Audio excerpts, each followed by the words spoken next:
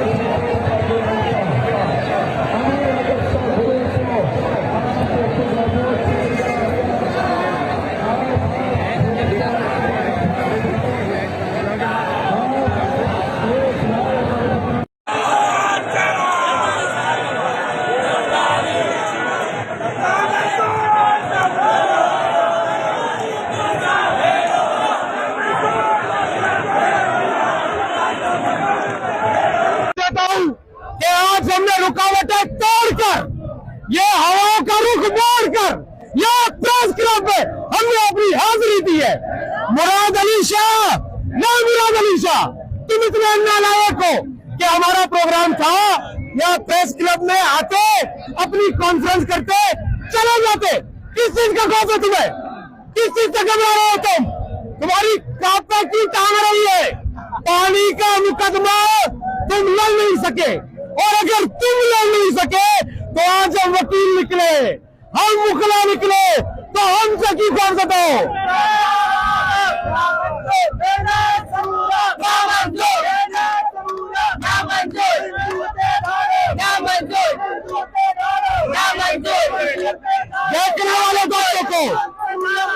देखने वाले दोस्तों को मैं ये बताना चाहता हूँ कि ये किसी सियासी पार्टी का मसला नहीं है, ये किसी फिरके का मसला नहीं है, ये पूरे सूबे का मसला है।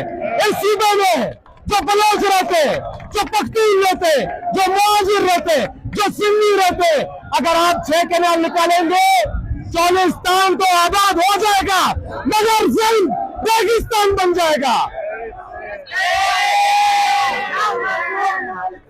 मंसूबा